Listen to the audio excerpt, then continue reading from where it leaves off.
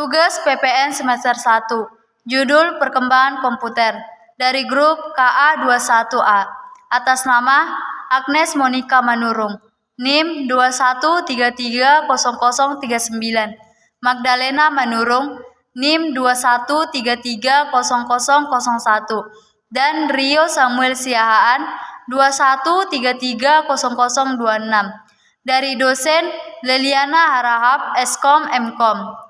Adapun pembahasan yang akan kami paparkan adalah 1. Sejarah perkembangan komputer, 2. Pengertian komputer, 3. Manfaat perkembangan komputer, 4. Kelebihan dan kekurangan komputer, dan 5. Jenis-jenis komputer. Yang pertama, sejarah perkembangan komputer atau Charles Babbage. Pertama kali ditemukan pada tahun 1822 oleh seorang ahli matematika asal Inggris, Charles Babbage. Mulanya ia bermaksud untuk menciptakan sebuah mesin hitung bertenaga uap yang dapat menghitung tabel angka.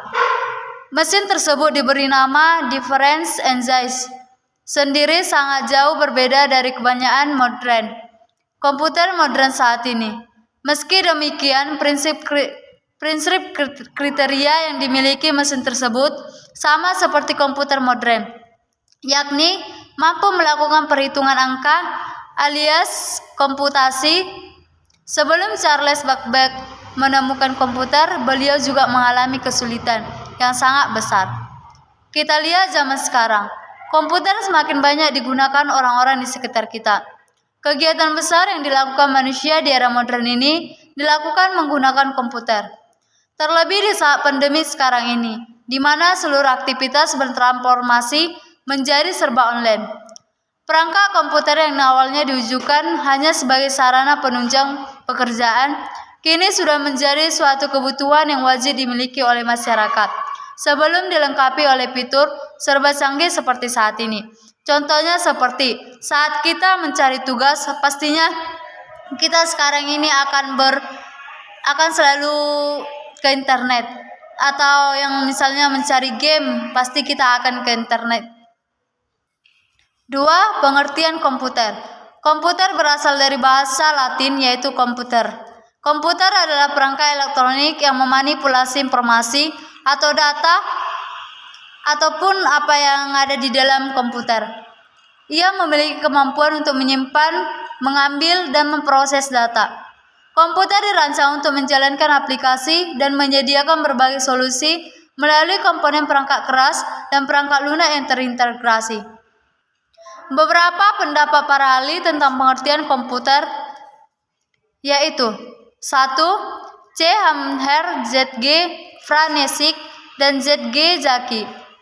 Hammer, Franesik, dan Zaki atau dalam buku Wimatra dan kawan-kawan 2008 mengatakan bahwa komputer didefinisikan sebagai sebuah mesin perhitungan atau penghitung elektronik yang cepat dan dapat menerima informasi input digital, memprosesnya sesuai dengan suatu program yang disampaikan atau disimpan di memorinya atau start komputer dan menghasilkan output informasi. 2. American Standard Institute. Masih di dalam buku yang disusun oleh Wimatra dan kawan-kawan 2008, disebutkan oleh American Standard Institute bahwa komputer pada dasarnya merupakan suatu pemproses data atau data prosesor yang dapat melakukan perhitungan yang besar dan cepat, termasuk perhitungan aritmatika yang besar atau operasi logika, tanpa campur tangan dari manusia untuk mengoperasikan selama pemprosesannya. Seperti dia tidak perlu campur tangan manusia, sedangkan dia bisa melakukan pemprosesannya sendiri. Yang ketiga, Wimatra dan kawan-kawan 2008. Wimatra dan kawan-kawan membuat kesimpulan mengenai arti penting dari sebuah komputer. Wimatra dan kawan-kawan 2008 mengatakan bahwa yang dimaksud dengan komputer adalah suatu sistem perangkat elektronik yang memiliki tujuan untuk melakukan proses pengelolaan data yang kemudian dapat menghasilkan suatu informasi yang berguna. Ditambahkan pula bahwa suatu komputer harus memiliki beberapa elemen agar bisa bekerja dengan baik dan juga bermanfaat, yaitu elemen brainword atau user, handword atau perangkat keras komputer, dan juga software perangkat lunak komputer. Yang keempat, Arif Susanto. Susanto atau 2009 mengatakan bahwa apa yang dimaksud dengan komputer adalah sekelompok alat elektronik yang terdiri atas perintah input, alat yang mengelola input, dan peralatan output yang memberikan informasi serta bekerja secara otomatis. Disebutkan pula bahwa komputer berasal dari bahasa Latin, yaitu komputer. Komputer sendiri memiliki arti untuk menghitung pada awalnya. Kata ini ditujukan bagi mereka yang memiliki pekerjaan untuk melakukan perhitungan aritmatika, baik secara manual maupun menggunakan alat bantu hitung. Yang kelima, Robert H. Blismer. Blismer dalam Susanto 2009 mengatakan bahwa komputer adalah suatu alat elektronik yang mampu melakukan beberapa tugas seperti menerima input, memproses input, atau input tadinya sesuai dengan pemrogramannya, menyimpan perintah-perintahnya dan hasil pengelolaan, serta menyediakan output dalam bentuk informasi. Yang keenam, Donald H. Sanders. Pendapat lainnya yang terdapat pada paper milik Susanto 2009 mengenai definisi dan pengertian dari komputer berasal dari pendapat yang dikemukakan oleh Sanders. Sanders dalam Susanto 2009 mengatakan bahwa komputer merupakan suatu sistem elektronik untuk memanipulasi data yang cepat dan tepat serta dirancang dan diorganisasikan supaya secara otomatis menerima dan menyimpan data input, memprosesnya dan menghasilkannya. Output di bawah pengawasan suatu langkah-langkah, instruksi-instruksi program yang tersimpan di memori atau start program. Yang ketujuh, William M. Fowry. Dalam bukunya yang berjudul The Tool of Business, Fowry menyebutkan bahwa yang dimaksud dengan komputer adalah suatu memproses data atau data prosesor yang dapat melakukan perhitungan yang besar dan cepat, termasuk perhitungan aritmatika yang besar atau operasi logika, tanpa campur tangan dari manusia yang mengoperasikan selama pemrosesan. Yang kedelapan, Gordon B. Davis. Davis dalam buku yang diberi judul Introduction to the Computer menyebutkan bahwa yang dimaksud dengan komputer adalah merupakan suatu tipe khusus dari alat perhitungan atau penghitung uang mempunyai sifat tertentu yang pasti. Yang kesembilan, Elias M. Awad. Awad mengatakan bahwa apa yang dimaksud dengan sebuah komputer adalah suatu alat hitung yang memiliki kegunaan dan juga fungsi untuk memproses data yang kemudian dapat disajikan dalam bentuk data, baik secara digital maupun secara analog. Yang ke-10, Larry Long and Nancy Long. Long dan Long mengatakan bahwa yang dimaksud dengan komputer adalah sebuah alat hitung elektronik yang mampu menginterpretasikan dan juga melaksanakan perintah program untuk input, output, perhitungan, dan operasi-operasi logik. Yang ke-11, William Shower. Shower mengatakan pendapat lain mengenai arti dari sebuah komputer. Menurut Shower, komputer merupakan sebuah mesin multiguna yang dapat dilakukan pemrograman dan dapat diprogram, di mana mesin-mesin tersebut dapat menerima data berupa fakta dan gambar kasar, lalu kemudian memproses data atau memanipulasi data tersebut menjadi sebuah informasi yang bisa digunakan oleh usernya. Yang ke-12, John J. Longkutowi. John J. Longkutowi berpendapat bahwa apa yang dimaksud dengan komputer adalah suatu alat atau mesin pemecah persoalan dan atau sebuah mesin dan alat pengelola data yang dimana dapat menghasilkan suatu informasi yang diperlukan dan juga berguna bagi usernya. Apabila dilihat berdasarkan beberapa pendapat tokoh yang sudah disebutkan sebelumnya, maka dapat disimpulkan mengenai definisi dari sebuah komputer. Berikut adalah beberapa kesimpulan mengenai definisi sebuah komputer, yaitu yang pertama, komputer pada dasarnya merupakan sebuah mesin elektronik yang memiliki fungsi utama untuk melakukan proses perhitungan atau to komputer. Yang kedua, komputer membutuhkan perangkat brainware, hardware, dan juga software yang merupakan elemen. Baik, sampai di sini yang bisa saya paparkan. Selanjutnya akan dipaparkan oleh teman saya. Terima kasih.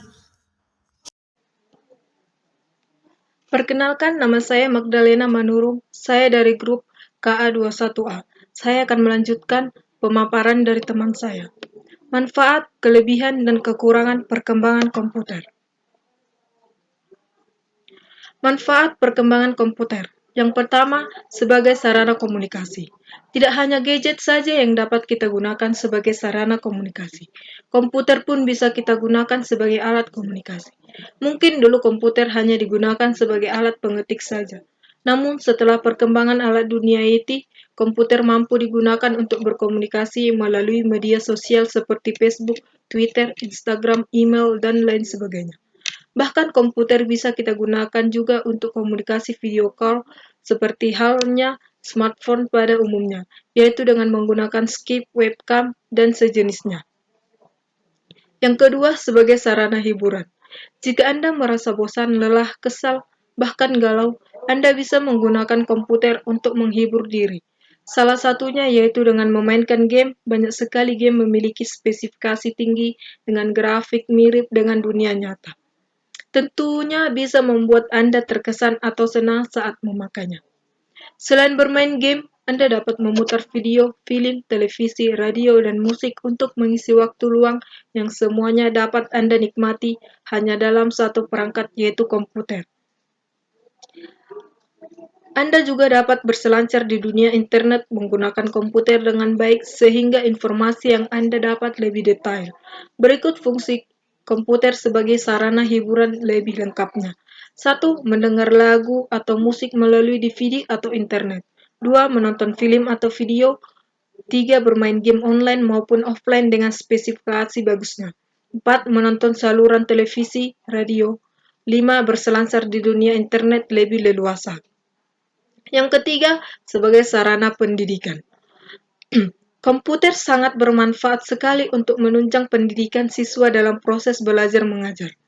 Komputer memang menjadi sarana yang tepat bagi siswa untuk menggali ilmu secara meluas melalui internet.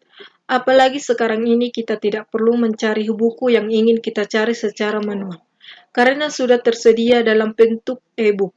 Bahkan sudah banyak proses pembelajaran atau bimbingan secara online yang tersedia di berbagai platform seperti Ruang Guru.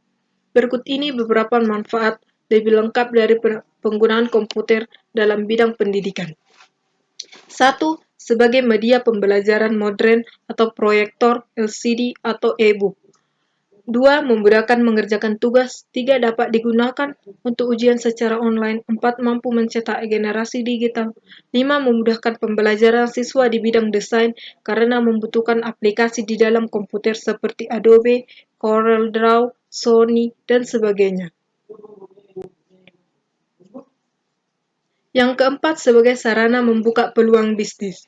Jika Anda seorang pebisnis, maka Anda wajib memiliki komputer karena dapat membantu Anda dalam membangun sebuah pasar bisnis Anda sendiri. Salah satu cara yaitu dengan membangun sebuah website online, membuka lapak, maupun berjualan secara online lainnya. Komputer juga memudahkan Anda dalam merancang strategi bisnis yang akan Anda bangun, sehingga mempermudah Anda dalam mengontrol perkembangan usaha yang Anda miliki, seperti menganalisa pemasukan dan pengeluaran, optimasi modal, dan lain sebagainya. Yang kelima, sebagai gudang informasi. Dengan menggunakan komputer, kita dapat mengetahui berbagai informasi penting dengan memanfaatkan platform seperti majalah atau koran online, website berita, dan blog. Komputer akan menghubungkan Anda ke dunia luar melalui internet dengan mudah. Informasi yang bisa Anda dapatkan antara lain: 1. Informasi kesehatan, info lokasi tempat rumah sakit, puskesmas, apotek, dan tempat-tempat kesehatan lainnya. 2. Informasi traveling. 3. Informasi produk. 4. Informasi politik. 5. Perkembangan ekonomi pasar atau perdagangan. 6. Informasi lowongan kerja, dan lain-lain. Yang keenam, mempercepat pekerjaan. Seperti yang kita ketahui, dengan menggunakan komputer, maka akan membuat pekerjaan Anda menjadi lebih mudah, sehingga mempersingkat waktu untuk menyelesaikan pekerjaan kita. Misalnya kita ingin bepergian menggunakan transportasi berupa pesawat, Anda tidak perlu repot-repot datang ke bandara atau kalau untuk membeli tiket. Anda tinggal memesan melalui internet dengan menggunakan komputer. Jika kalian seorang siswa, Ketika sedang mengerjakan tugas, Anda tidak perlu susah-susah mencari referensi buku di perpustakaan. Karena dengan komputer, Anda bisa mendownload e-book yang tersedia di internet. Selain itu, banyak website yang berisi konten tentang ilmu pengetahuan yang relevan dengan apa yang Anda cari. Yang ketujuh, mampu menghasilkan uang. Ada beberapa cara yang dapat Anda lakukan untuk mendapatkan uang melalui internet dengan menggunakan komputer, yaitu dengan membuat sebuah konten lalu memasang iklan sebagai sumber penghasilan. Konten yang dimaksud dapat berupa video, artikel, audio, grafis, dan lainnya yang memiliki topik atau niche tertentu. Untuk memasang iklan, Anda tidak perlu bingung, karena Google memberikan kemudahan kepada Anda untuk bekerja sama yang kaitannya dengan dunia periklanan. Anda hanya perlu mendaftar di Google AdSense sebagai publisher iklan, tenang saja, untuk menjadi publisher di Google tanpa dipungut biaya berapapun. Yang kedelapan, sebagai alat controlling. Komputer sering digunakan sebagai media untuk mengawasi atau mengontrol perangkat lain sebagai sensor atau mediator untuk mendeteksi sesuatu, seperti kontrol dalam kamera CCTV, mengontrol pengoperasian robot, eskalator, tata lampu jalan, dan masih banyak lagi. Yang kesembilan, media pembuat konten. Komputer dapat Anda gunakan dalam membuat konten berupa artikel, video editing, musik, dan desain, di mana konten tersebut dapat Anda gunakan sesuai dengan kebutuhan Anda. Selain itu, jika Anda seorang YouTuber dan ingin membuat sebuah video yang berkualitas, maka komputer sangat tepat untuk Anda gunakan, karena Anda dapat menginstal aplikasi editor video terbaik untuk proses editing video seperti Adobe Premiere, Sony Vegas, After Effects, dan masih banyak lagi. Yang ke-10, sarana bagi programmer. Semakin berkembangnya dunia IT, semakin besar pula peluang programmer baru untuk berinovasi di bidang teknologi informasi. Mudahnya akses internet membuat para programmer baru mampu untuk mempelajari ilmu komputer dengan sangat cepat. Selain itu, banyak tersedianya forum-forum yang mempermudah bagaimana caranya untuk menjadi seorang programmer. Komputer merupakan media utama bagi para programmer untuk menciptakan sebuah aplikasi maupun sistem yang baik dan berkualitas. Itulah 10 manfaat komputer dalam kehidupan sehari-hari yang dapat Anda ketahui dari artikel ini. Gunakanlah komputer Anda dengan bijak sesuai dengan kebutuhan Anda. Semoga dapat membantu dan bermanfaat bagi Anda semua. Kelebihan dan kekurangan perkembangan komputer. 1. Kelebihan komputer. Yang pertama, komputer dapat memilih dan melakukan klasifikasi yang tinggi atau query.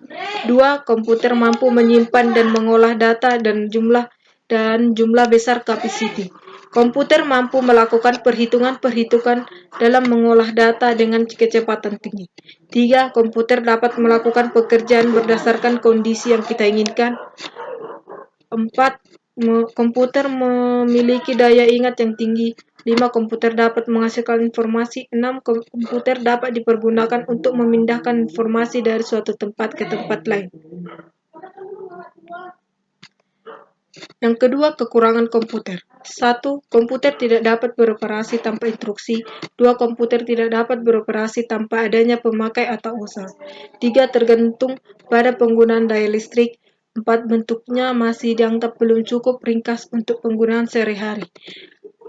5. Kemampuan komputer yang terbatas berhadapan dengan kebutuhan manusia akan pengolahan informasi dan data yang semakin berkembang dengan cepat. 6. Belum semua produk komputer masih belum cukup terjangkau oleh masyarakat umum.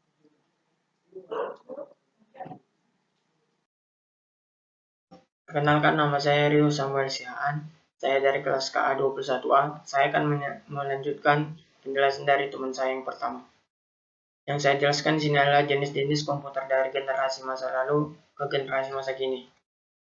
Yang pertama, ada komputer generasi pertama yang dibuat tahun 1946 sampai 1959, yang juga disebut juga tabung vakum. Pada tahun 1946 adalah tahun yang dibuatnya komputer. Pada generasi pertama dibuat dengan memakai tabung vakum untuk dijadikan sebagai komponen dasar pembuatannya. Tabung vakum ini juga menjadi salah satu komponen dasar yang dikenal sama sekali tidak efisien pada beberapa aspek. Sebab komponen ini memang cepat sekali panas pada saat dipakai. Selain itu, komponen ini juga akan memerlukan daya listrik yang jauh lebih besar dalam pengoperasiannya. Electronic Numerical Integrator and Computer, atau yang disingkat dengan ENIAC, ini salah satu contoh dari komputer generasi pertama. Untuk perangkat dari komputer generasi pertama dibuat oleh John Maury dan juga J. Presper pada University of Pennsylvania. Mereka berdua ini memang membangun ENIAC dengan memakai 18.000 dari tabung vakum dengan ukuran 1.800 kaki cerat, mempunyai berat yang dapat mencapai sekitar 30 ton. Sejarah dari komputer generasi pertama ini memang menjadi salah satu digital elektronik yang dipakai sebagai kebutuhan yang paling umum. Program dari ENIAC ini telah dirancang sejak tahun 1942, namun baru dimulai pada tahun 1943. Dan pada tahun 1946 rancangan ini sudah selesai. Bentuk dari program ENIAC memiliki ukuran yang sangat besar. Pada saat peletakan program ini saja memerlukan ruang sebesar 500 meter kuadrat. ENIAC ini juga menggunakan sekitar 75.000 relay dan juga skala, 18.000 tabung hampa udara, 70.000 resistor dan juga 10.000 kapasitor. Yang kedua adalah tahun komputer generasi kedua 1959 sampai 1965, atau yang juga disebut transistor. 1959 komponen ini membuat komputer memanfaatkan teknologi transistor, di mana tabung vakum yang berperan sebagai komponen pada komputer generasi pertama sudah tergantikan menjadi jauh lebih efisien dibanding dengan tabung vakum. Komputer dengan menggunakan komponen dasar transistor mempunyai ukuran yang paling kecil dibandingkan tabung vakum, serta daya listrik yang diperlukan juga lebih kecil untuk mengoperasikannya. Biaya untuk pembuatan komputer dari generasi kedua ini akan jauh lebih terjangkau jika dibanding dengan penggunaan tabung vakum pada generasi pertama. Selain itu, pada komputer generasi kedua, bahasa pemrograman juga sudah dikembangkan.